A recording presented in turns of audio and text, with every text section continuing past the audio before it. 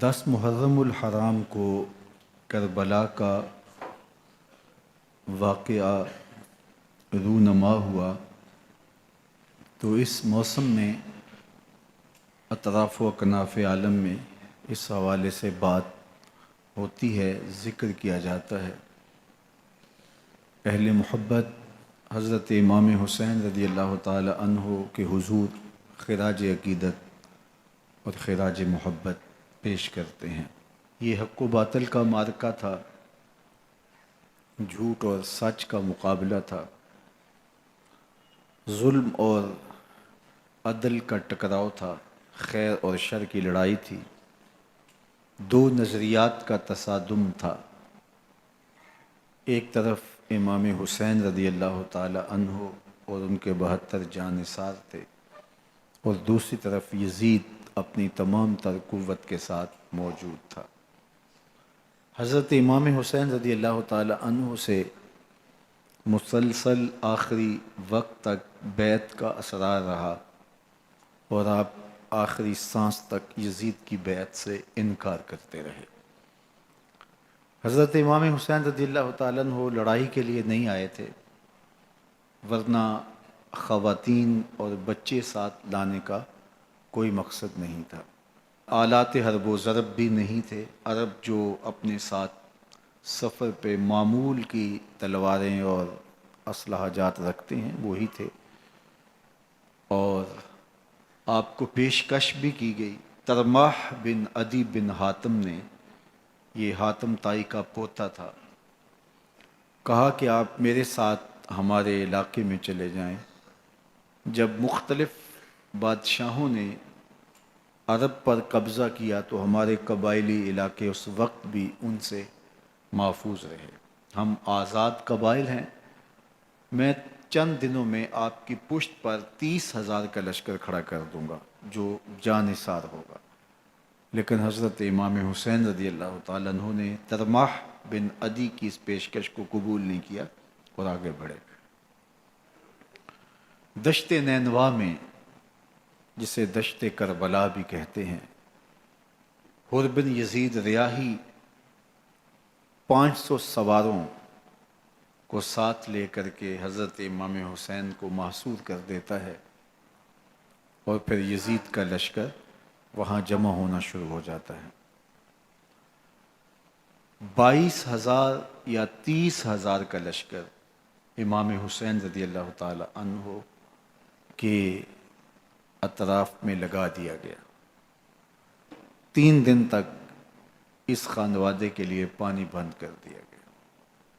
پانی کے بغیر تو انسان کی زندگی معطل ہو جاتی ہے، اور 3 دن کی مسلسل پیاس، اور پیاس میں بلکتے 6 ماہ کے بچے، خواتین اور بوڑھے۔ لیکن عزیمت کی راہوں کے یہ مسافر کسی صورت بھی یزید سے بیعت کرنے پہ آمادہ نہ ہوئے۔ یہ ایک حیلہ تھا کہ پانی بند کریں گے، بچے بلکیں گے، خواتین بے چین ہو جائیں گی تو یہ مجبور کر دیے جائیں گے۔ لیکن کہا تم جو کرنا ہے کرو۔ یہ بات طے شدہ ہے کہ ہم یزید سے بیعت نہیں کریں گے۔ پھر 3 ماہ پانی بند کرنے کے بعد حضرت امام حسین رضی اللہ تعالیٰ عنہ اور ان کے خاندان کو جس طرح ذبح کیا گیا، یہ ایک دردناک کہانی ہے۔ 72 افراد کربلا میں شہید کر دیے گئے۔ اہل حق کا یہ قافلہ بھوک اور پیاس سے نڈھال تھا، لیکن عزیمت کی راہوں کا یہ مسافر سرنگوں نہیں ہوا اور یزید کے ہاتھ پہ بیعت نہیں کی۔ امام حسین رضی اللہ تعالی عنہ آپ کے بیٹے، بھائی، بھتیجے، بھانجے، اعیان و انصار، محبین شہید کر دیے گئے۔ 70 لوگ آپ سے پہلے شہید کیے گئے، پھر امام حسین رضی اللہ تعالی عنہ شہید کر دیے گئے۔ سوید نامی ایک زخمی وہ چھری لے کر کے حملہ آور ہوئے اور وہ بھی شہید کر دیے گئے. یہ کربلا کے آخری شہید تھے جو حضرت امام حسین کے بعد شہید ہوئے. لیکن ان کی خون آشام تلواروں کی ابھی پیاس نہیں بجھی اور ان کی آتش غیظ و غضب ابھی ٹھنڈی نہیں ہوئی. شمز الجوشن حضرت علی اوسط جنہیں امام زین العابدین کے نام سے دنیا جانتی ہے، 14 سال کی عمر میں تھے، بیمار تھے، خیمے میں گھس کے ان کو بھی شہید کرنے لگا. تو حمید بن مسلم نے کہا کہ کیا بچوں کو بھی شہید کیا جائے گا؟ تو وہ رک گیا. عمر بن سعد کے حکم نامے سے مقدس لاشوں پر گھوڑے دوڑائے گئے، حتیٰ کہ ان کی ہڈیاں چور چور ہو گئیں اور شہیدوں کے سر نیزوں پہ چڑھا دیے گئے. حسین ابن علی اور ان کے آیان و انصار کاٹ دیے گئے. فتح کے نقارے بجے، جشن منائے گئے اور یہ قافلہ کربلا سے کوفے کی جانب روانہ ہوا.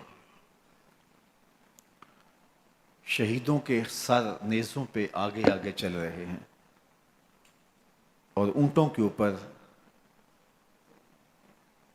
حضور کی بیٹیاں، حضور کی شہزادیاں اور حضرت امام زین العابدین کو باندھا گیا ہے. اور یہ تقدس مآب قافلہ کوفے پہنچتا ہے. ابن زیاد بہت خوش تھا کہ جیسے اس نے کوئی بہت بڑا کام کر لیا ہو.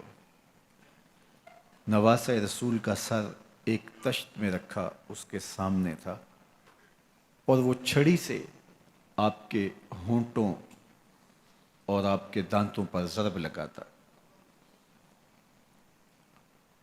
حضرت زید بن ارقم رضی اللہ تعالی عنہ صحابی رسول اس مجلس میں موجود تھے. وہ کھڑے ہو گئے، غصے سے ان کا بدن کانپ رہا تھا اور آپ نے کہا، ظالم، چھڑی کو یہاں سے ہٹا لے.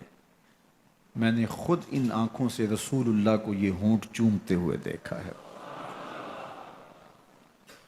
ابن زیاد غصے میں بپھرا ہوا بولا، اگر تو بوڑھا نہ ہوتا تو میں تیری گردن اڑا دیتا. حضرت زید بن ارقم روتے ہوئے دربار سے باہر نکلے اور ساتھ اہل کوفہ کو مخاطب کر کے کہا کہ اہل کوفہ، تم نے حسین ابن علی کو شہید کر دیا اور ابن مرجانہ کے غلام بن گئے. حضرت زینب سلام اللہ علیہا ایک کونے میں بیٹھی تھی، پرانے کپڑوں میں ملبوس. ایک وہ وقت بھی تھا کہ سیدہ زینب سلام اللہ علیہا جب کوفے میں آئیں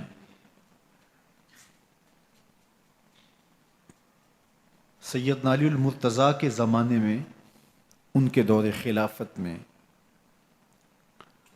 دارالخلافہ کوفہ متعین ہوا. تو یہ مدینے سے کوفے آئیں تو اس وقت کوفے کی معزز خواتین نے ان کا استقبال کیا. خلیفۃ المسلمین کی شہزادی، رسول اللہ کی بیٹی سیدہ فاطمہ الزہرا کا عکس حضرت زینب سلام اللہ علیہا کوفے میں داخل ہوئیں. تکریم، عزت اور وقار کے ساتھ آپ کا استقبال کیا گیا اور آپ خواتین کو درس قرآن دیتی، حضور کی شریعت سکھاتی.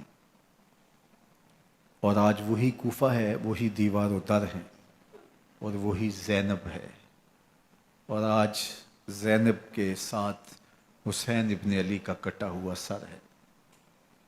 پرانے کپڑوں میں ملبوس حضرت زینب سلام اللہ علیہ آج اسی کوفے میں داخل ہوئی ہیں۔ دارالامارت کے ایک کونے میں تشریف فرما ہے کہ ابن زیاد پوچھتا ہے یہ خاتون کون ہے؟ حضرت زینب خاموش رہیں۔ اس نے دوسری مرتبہ پوچھا، آپ پھر خاموش رہیں۔ تیسری مرتبہ پوچھا، آپ پھر خاموش رہیں۔ پھر ایک لونڈی نے بتایا یہ زینب بنت علی ہیں۔ تو اس کے سامنے حضرت امام حسین کا کٹا ہوا سر پڑا تھا، اور وہ حضرت زینب سے مخاطب ہو کے کہنے لگا کہ اللہ نے تمہیں شکست دی اور یزید بن معاویہ کو فتح عطا کی۔ تو حضرت زینب سلام اللہ علیہ پھر دربار ابن زیاد میں ایک خوبصورت خطبہ عطا کیا۔ زینب بول رہی تھی، لگ رہا تھا مولا کائنات بول رہے ہیں۔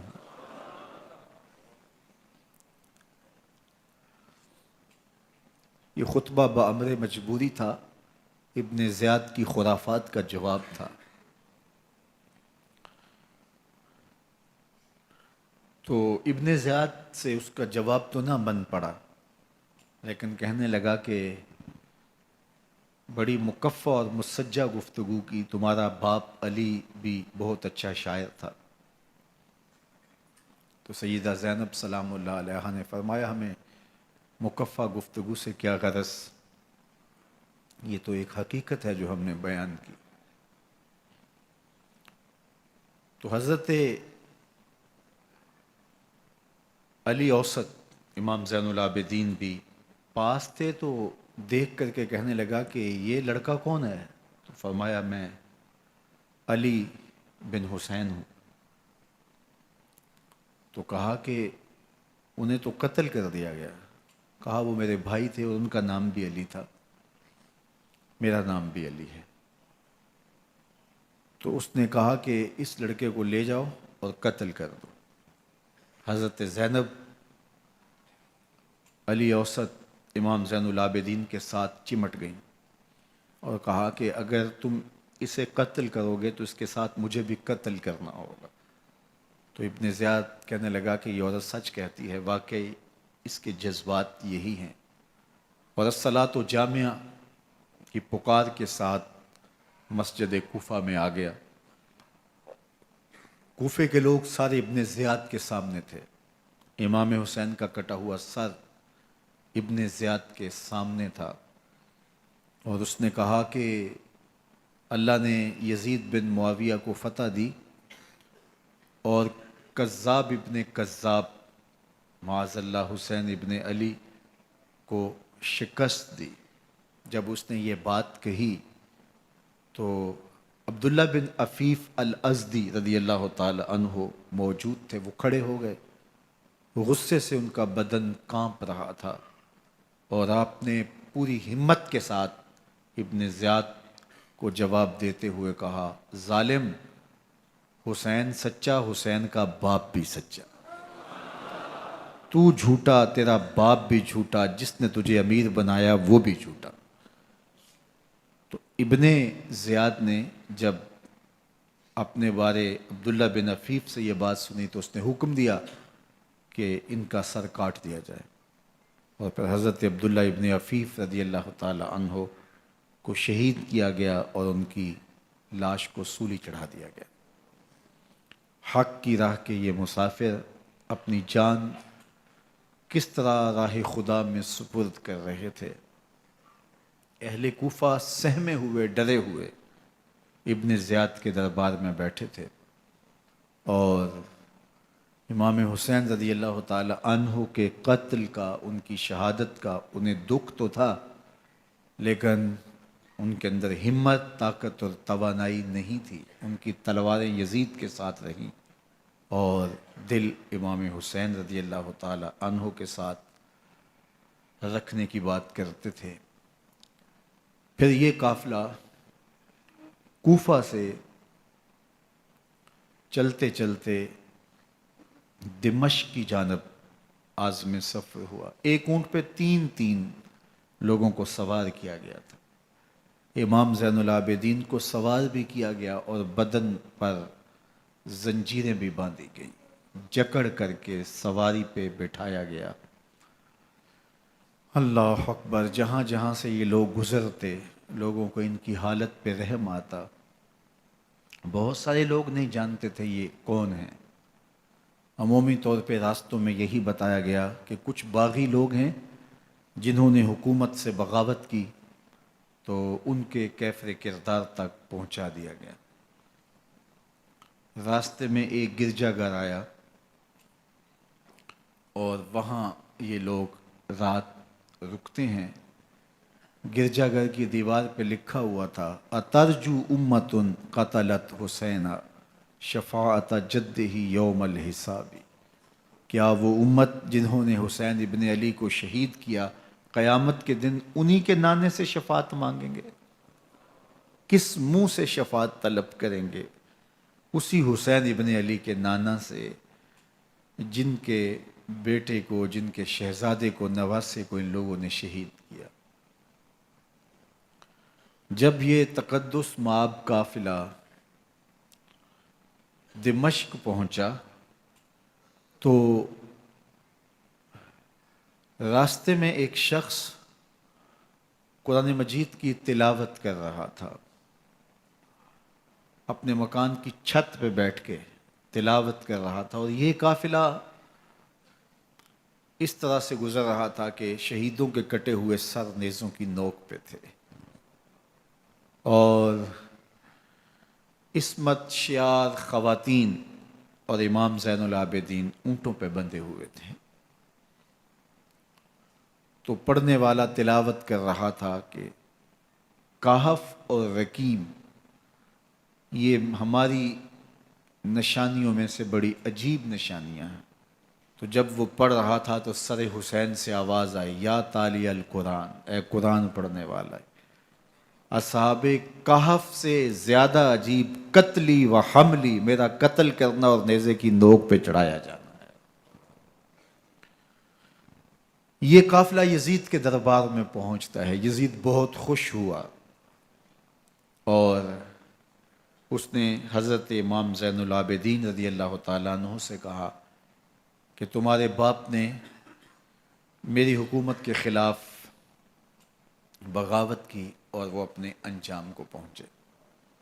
تو آپ نے جواب میں قرآن مجید کی آیات کی تلاوت کی اور اہل بیت کے مناقب اور فضائل بیان کیے۔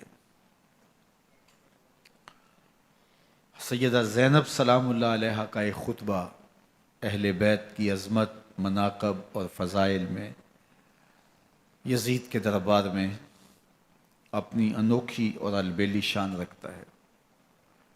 یزید پہلے تو خوش ہوا، لیکن جب اس نے لوگوں کے چہرے دیکھے تو وہ پریشان ہو گیا، حتیٰ کہ یزید کے دربار میں ایک عیسائی سفیر آیا ہوا تھا، تو اس نے جب کٹے ہوئے سر دیکھے اور خستہ حال سادات کی شہزادیوں کو دیکھا تو اس نے کہا یہ کون لوگ ہیں؟ تو اسے بتایا گیا، تو اس نے بڑے تاسف کا اظہار کیا، کہا کتنے بد نصیب لوگ ہو، ہمارے پاس حضرت عیسیٰ علیہ السلام کے گدھے کا کھر موجود ہے اور ہم اسے بھی عزت کی جگہ پہ رکھے ہوئے ہیں، اور تم کتنے بدبخت ہو، اپنے رسول کے نواسے کو شہید کر دیا۔ بے مروت بے وفا تیرا بھی کیا افسانہ ہے، جس نے اپنی ہی شمع کو گل کیا تو وہ پروانہ ہے۔ تو یزید نے جب لوگوں کے تیور دیکھے اور بدلتے ہوئے حالات دیکھے تو اس نے تاسف کا اظہار کیا اور کہا اللہ برا کرے ابن زیاد کا، وہ امام حسین کو میرے تک پہنچنے دیتا تو میں ان سے اچھا معاملہ کر لیتا۔ کچھ لوگ اس سے یزید کو بری الذمہ قرار دینے کی کوشش کرتے ہیں، لیکن یزید کے اپنے حکم سے سب کچھ ہوا۔ ابن اسیر نے لکھا ہے کہ جب یزید مرا تو ابن زیاد دمشق آ رہا تھا، اس کے ساتھ مسافر بن شریح بھی تھا، تو اچانک وہ کچھ سوچنے لگا۔ تو مسافر بن شریح نے کہا کہ ابن زیاد میں تمہیں بتاؤں تم کیا سوچ رہے ہو؟ کہا بتاؤ۔ کہا تم یہ سوچ رہے ہو کہ میں نے نواسہ رسول کو شہید کیوں کیا؟ تو کہنے لگا کہ یہ مجھے یزید کا حکم تھا، اور اگر میں نواسہ رسول کو شہید نہ کرتا تو وہ مجھے قتل کر دیتا۔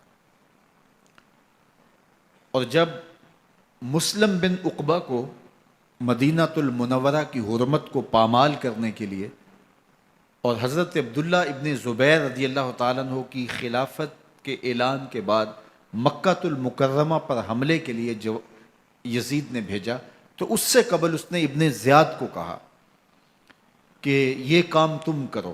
تو ابن زیاد نے جو جواب دیا وہ یہ تھا کہ میں تمہارے کہنے پہ پہلے ہی نواسہ رسول کو شہید کر چکا ہوں، اب نواسہ رسول کو شہید کرنا اور کعبۃ اللہ کی حرمت کو پامال کرنا، یہ دو چیزیں میں جمع نہیں کروں گا، اور اس نے بادشاہ کے حکم کا انکار کر دیا۔ تو یزید نے امام حسین رضی اللہ تعالیٰ عنہ کی شہادت کا حکم دیا تھا ابن زیاد کو، اور یہ دو گواہیاں میں نے ابن زیاد سے آپ کے سامنے رکھی۔ باقی اس کا یہ سیاسی پینترا کہ وہ تعصب کا اظہار کرے، تو قاتل کی پشیمانی مقتول کی اہمیت تو بڑھا سکتی ہے، لیکن قاتل کے دامن سے قتل کا داغ نہیں دھو سکتی۔ تو حضرت امام حسین رضی اللہ تعالی عنہ کا قتل یزید کو اب نظر آ رہا تھا مجھے بہت مہنگا پڑے گا، آخرت تو برباد ہوئی ہی ہوئی، دنیا بھی میں نے برباد کر لی، اور میری حکومت بھی مستحکم نہیں رہ سکے گی۔ تو اب اس نے یہ کہنا شروع کر دیا کہ خدا برا کرے ابن مرجانہ کا کہ وہ راستہ دے دیتا اور امام حسین کو میرے تک پہنچ دیتا۔ حضرت امام زین العابدین سے اب وہ لجاجت کرنے لگا اور کہنے لگا کہ حضرت آپ کچھ ارشاد فرمائیے۔ تو آپ نے تین چیزیں ارشاد کی۔ آپ نے فرمایا ایک تو ہمیں خیریت سے مدینے بھیج دو، اور دوسری بات کہ قاتلان حسین کو ان کے کیفر کردار تک پہنچاؤ، اور تیسری بات مجھے دمشق کی جامعہ مسجد میں خطبہ جمعہ کی اجازت دو۔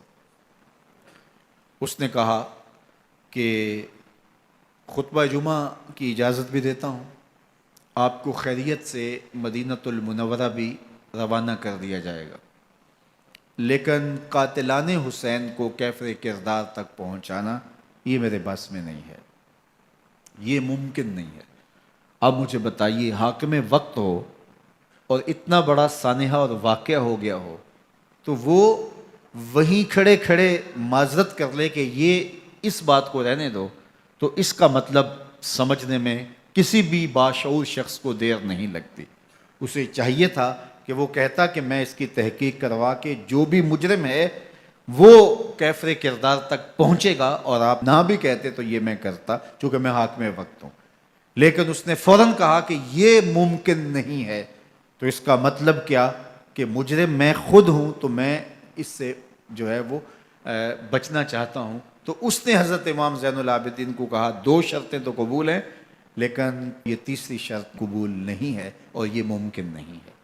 تو یہ واضح اس بات کا اشارہ ہے کہ یزید کے حکم سے، اس کی منشا سے اور اس کے کہنے سے حضرت امام کو شہید کیا گیا، اور اس نے حضرت امام حسین رضی اللہ تعالی عنہ کے مبارک لبوں پر چھڑیاں بھی ماری اور آپ کے دانتوں پر ضربیں لگائیں چھڑیوں کی۔ وہ تو ایک صحابی وہاں موجود تھے جو کھڑے ہو گئے، انہوں نے کہا ارفع ھذا القدیب عن ھاتین الشفتین، ان ہونٹوں سے چھڑی ہٹا لے، میں نے ان آنکھوں سے رسول اللہ کو یہ ہونٹ چومتے ہوئے دیکھا ہے۔ جس طرح ابن زیاد کے دربار میں ہوا تو یہاں بھی ہوا۔ اللہ اکبر۔ تو یزید اپنے تئیں خوش تھا، لیکن لوگوں کے احتجاج کی سکت نہیں لا سکتا تھا کہ نواسہ رسول کو شہید کر دیا گیا، تو وہ یوں اپنی بات کو چھپانا چاہتا تھا، اور بات ابن مرجانہ ابن زیاد پہ ڈالنا چاہتا، لیکن ابن زیاد کہتا ہے کہ اگر یزید کے کہنے پہ میں امام حسین کو قتل نہ کرتا تو میں قتل کر دیا جاتا، اور میں غزوہ کعبہ اور قتل امام حسین دونوں کو جمع نہیں کر سکتا، لہٰذا اب میں یزید کا یہ حکم نہیں مانوں گا، اس نے پہلے مجھ سے بہت بڑی زیادتی کروائی ہے۔ یہ تاریخ کی معتبر کتابوں کے اندر موجود ہے۔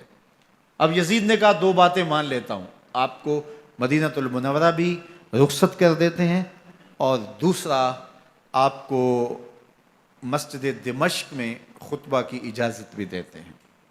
اللہ اکبر، یہ وقتی تصرف تھا اس کا، ورنہ یہ کون ہے اجازت دینے والا؟ ممبر تو حسین ابن علی کے نانے کا ہے۔ خیر، مسجد دمشق میں گئے، لوگوں کا ہجوم تھا، حضرت امام زین العابدین ممبر پہ جلوہ فراز ہوئے، خطابت تو ان کے گھر کی لونڈی ہے، تو جب آپ نے کھڑے ہو کر کے خطبہ دیا اور فضائل و مناقب اہل بیت بیان کیے، لوگوں کے سینوں کے اندر آتش محبت اہل بیت کی جوش مارنے لگی۔ یزید ڈر گیا کہ اگر کچھ دیر خطبہ جاری رہا تو کہیں ایسا نہ ہو کہ لوگ میرے خلاف اٹھ کھڑے ہوں، تو اس نے مؤذن کو اشارہ کیا اور وہ اذان دینے لگا، تو اس نے کہا اللہ اکبر اللہ اکبر، تو حضرت امام زین العابدین نے کہا اس میں کوئی شک نہیں کہ اللہ سب سے بڑا ہے۔ پھر کہا اشہد اللہ الہ الا اللہ، تو امام زین العابدین نے فرمایا کہ ہم نے اس بات کی اپنے خون سے گواہی دی ہے کہ اللہ کے علاوہ کوئی معبود نہیں ہے۔ پھر اس نے کہا اشہد ان محمد رسول اللہ، تو حضرت امام زین العابدین نے یزید کی آنکھوں میں آنکھیں ڈال کے کہا یزید دیکھ، اذان میں تیرے نانے کا نام ہے یا میرے نانے کا نام ہے؟ تو حسین ابن علی رضی اللہ تعالیٰ عنہ کا نام کبھی بھی مٹنے والا نہ زیاد کا وہ ستم رہا، نہ یزید کی رہی وہ جفا، رہا تو نام حسین جسے زندہ رکھتی ہے کربلا۔ یزید نے امام حسین رضی اللہ تعالیٰ عنہ کو راستے سے ہٹا دیا، اس کا خیال تھا کہ یہ باغی ہیں اور میں ان کو کچل دوں۔ حضرت امام حسین شہید کر دیے گئے، ان کا خاندان شہید کر دیا گیا۔ صرف 14 سال کے امام زین العابدین رضی اللہ تعالی عنہ اس حادثے میں، اس واقعہ میں جو ہے وہ بچے، اور سب سے زیادہ دکھ اپنی آنکھوں سے انہوں نے دیکھے، کربلا کا منظر بھی دیکھا، کوفے کا دارالعمارہ بھی دیکھا، اور دمشق کا دربار یزید بھی دیکھا، اور پھر یہاں سے مدینے پہنچ کر اہل مدینہ سے جو سامنا ہوا امام زین العابدین نے وہ لمحے بھی دیکھے۔ کہتے ہیں اس واقعہ کربلا کے بعد حضرت امام زین العابدین کبھی ہنسے نہیں تھے، جب بھی پانی پینے لگتے تو رو پڑتے، انہیں شاید سکینہ کی پیاس یاد آ جاتی تھی۔ امام زین العابدین کا رنگ زرد ہو جاتا جب کربلا کی یاد آتی، اور بسا اوقات شہر سے وحشت ہونے لگتی اور دور باہر نکل جاتے اور جا کر کے وہاں خیمہ گاڑ لیتے اور مہینہ مہینہ وہاں ذکر و فکر اور عبادت میں لگے رہتے۔ امام زین العابدین کے ہاتھوں میں ہتھ کڑیاں، پاؤں میں زنجیریں، اور اونٹ پہ باندھ کر کے جب حضرت امام زین العابدین کو شہیدوں کی لاشوں کے قریب سے گزارا گیا تو غشی پہ غشی طاری ہو رہی تھی امام زین العابدین پہ، اور وہ گھڑیاں بھی امام زین العابدین پر کتنی دردناک تھیں کہ جب شہزادیاں اونٹوں کے ساتھ باندھی گئی تھی اور امام زین العابدین اپنے بابا کا سر اپنے سامنے چلتا ہوا دیکھتے تھے، اور یہ دردناک لمحے کہ جب رات کی گھڑی آئی تو زینب سلام اللہ علیہ نے دیکھا کہ زین العابدین کے آنسو نہیں تھمتے اور ان کو غشی پہ غشی آتی ہے، تو وہ آگے بڑھ کے ان کو اپنی آغوش میں سمیٹتی ہیں اور کہا زین العابدین کیا ہوا؟ کہا کہ پھپھو جان اگر ہو سکے تو بابا کا سر کچھ دیر کے لیے میری گود میں نہیں آ سکتا ہے۔ وہ وقت بھی امام زین العابدین پہ آتا ہے جب زخم اور درد اور دکھ حد سے تجاوز کرتے ہیں تو زین العابدین مدینہ کی طرف منہ کر لیتے ہیں اور حضور کی بارگاہ میں ہوا کے ہاتھوں پیغام بھیجتے ہیں، ان نلتا یا ریح الصبا یومن الی ارض الحرمی بلغ سلامی روزتن فیہا النبی المحترم یا رحمتا للعالمین ادرک لزین العابدی محبوس عید الظالمی فی الموکب والمزدحم۔ امام زین العابدین نے یہ سارا دردناک منظر اپنی آنکھوں سے دیکھا اور یہ سارے دکھ سہے۔ امام زہری کہتے ہیں کہ ولید کے زمانے میں دوبارہ امام زین العابدین کو پکڑ لیا گیا اور ان کے ہاتھوں میں دوبارہ ہتھ کڑیاں اور پاؤں میں بیڑیاں ڈال دی گئیں۔ میں ملنے گیا تو جو ہی امام کے ہاتھوں میں ہتھ کڑیاں دیکھی تو میرا دل ڈولنے لگا اور میری آواز گلے میں دب گئی اور آنسو تھے کہ تھمتے نہیں تھے۔ تو امام زین العابدین نے مجھے دیکھا تو مجھے تسلی دیتے ہوئے کہا زہری کیا ہوا تمہیں؟ تو میں نے کہا حضرت کربلا میں تھوڑے دکھ دیکھے تھے اور اب یہ حالت مجھ سے دیکھی نہیں جا رہی۔ تو امام زین العابدین نے ان زنجیروں کو اور ان ہتھ کڑیوں کو جن سے آپ جکڑے گئے تھے جھٹکا دیا، لوہے کی زنجیریں ٹوٹ گئیں۔ کہا زہری ہم اللہ کی تقدیر پہ راضی ہیں ورنہ یہ زنجیریں کیا ہوتی ہیں۔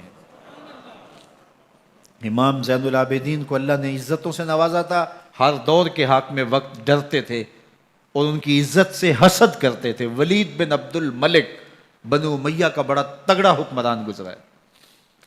ایک دن طواف کرتے کرتے حجر اسود کے سامنے آیا اور اس کے دل میں آیا کہ میں حجر اسود کو بوسہ کروں، لیکن رش اتنا تھا کہ آگے بڑھنے کی ہمت نہ ہوئی اور پیچھے ہٹ کے کھڑا ہو گیا کہ رش کم ہوتا ہے تو میں حجر اسود کو چومتا ہوں۔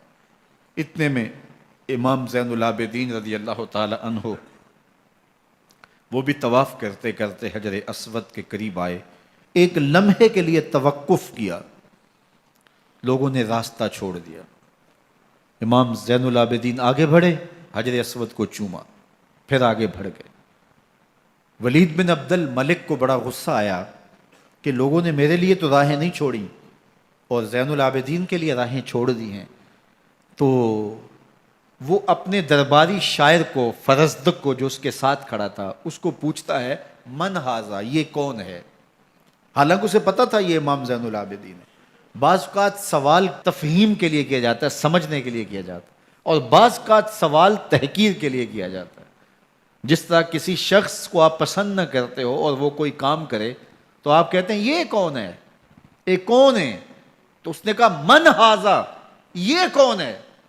اب فرزدق شاعر تھا اور درباری شاعر تھا، اسے اچھی طرح پتا تھا کہ من ھذا سے بادشاہ کیا سننا چاہتا ہے، لیکن آج اس کی غیرت ایمانی جاگی۔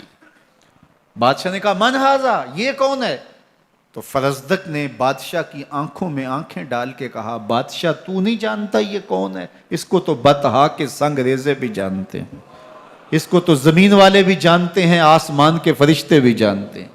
یہ فاطمہ کا بیٹا ہے، یہ علی کا شہزادہ ہے، یہ رسول اللہ کا نواسہ ہے۔ تیرا من ھذا کہنا اس معرفہ کو نکرا نہیں کرے گا، یہ کل بھی معرفہ تھا، یہ آج بھی معرفہ ہے۔ کھڑے کھڑے امام زین العابدین کی شان میں ایک طویل قصیدہ لکھ دیا۔ بادشاہ تو اس سے کچھ اور سوچ رہا تھا، الٹ ہو گیا، اس نے فرزدق کو جیل میں ڈال دیا۔ امام زین العابدین کو پتا چلا، آپ نے اشرفیوں کی 2 تھیلیاں خادم کے ہاتھ بیچی کہ ہماری وجہ سے تمہارے اوپر یہ افتاد پڑی ہے۔ تو اس نے تھیلیاں قبول کی، چوما آنکھوں سے لگائیں اور پھر خادم کے ہاتھ میں دیتے ہوئے کہا امام کو میرا سلام دے دینا اور کہنا حضرت ساری زندگی نے ٹگوں کے لیے، ان پیسوں کے لیے، اشرفیوں کے لیے شاعریاں کی ہیں، یہ جو میں نے قصیدہ لکھا ہے آپ کے نانا کی شفاعت کے لیے لکھا ہے۔ جو دلوں کو فتح کر لے وہی فاتح زمانہ۔ امام حسین کو تو کاٹ دیا گیا نا، اس لیے کاٹ دیا گیا کہ یہ ہماری حکومت سے بغاوت کر رہے ہیں، انہوں نے یہ کہا، بہانہ یہ بنایا، نظم حکومت میں یہ مخل ہو رہے ہیں، لہٰذا انہیں شہید کر دیا گیا۔ نہ صرف انہیں شہید کیا گیا، سر کاٹے گئے، نیزوں کی نوک پہ چڑھائے گئے، لاشوں پہ گھوڑے دوڑائے گئے۔ کیا کیا ظلم تھا، کیا کیا جبر تھا جو روا نہیں رکھا گیا۔ پیاسا رکھا گیا، بھوکا رکھا گیا، 6 ماہ کے بچے بھی نہیں چھوڑے گئے۔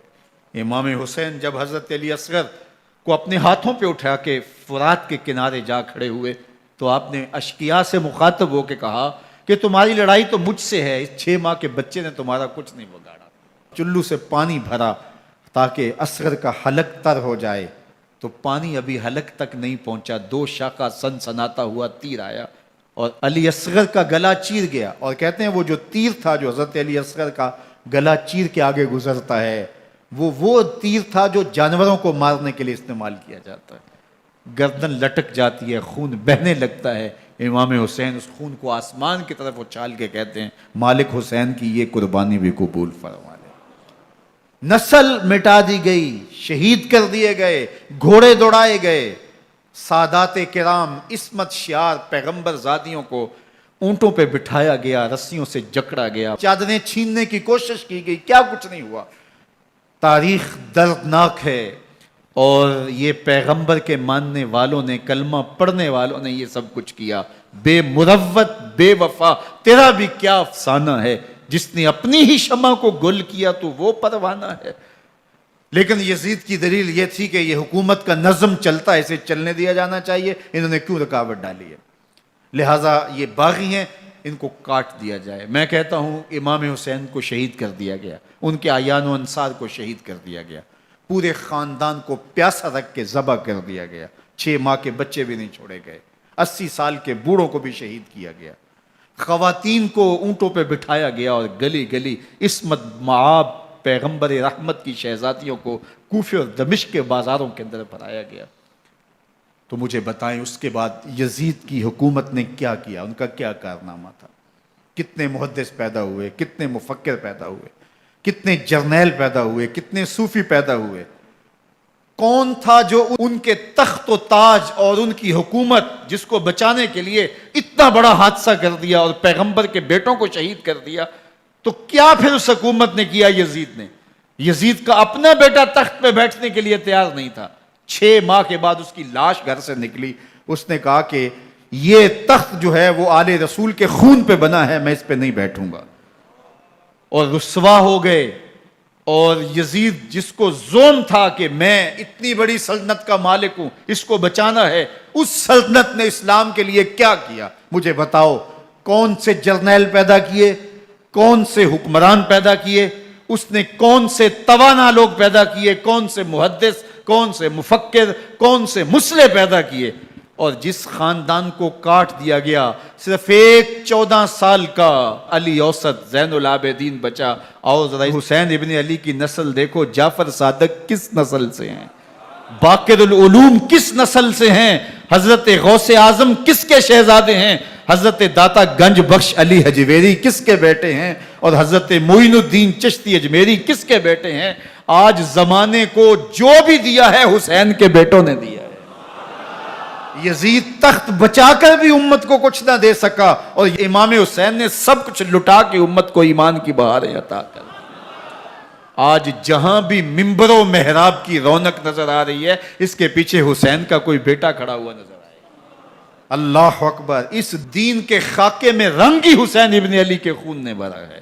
حسین اگر نہ شہید ہوتا تو آج گھر گھر یزید ہوتا، اسلام کی عظمت عیاں نہ ہوتی، خدا کے گھر میں اذان نہ ہوتی، بار الہ نوحہ سناتا پھرتا، تا روز جزا اشک بہاتا پھرتا، امداد نہ کرتے اگر کربلا میں حسین، اسلام تیرا ٹھوکریں کھاتا۔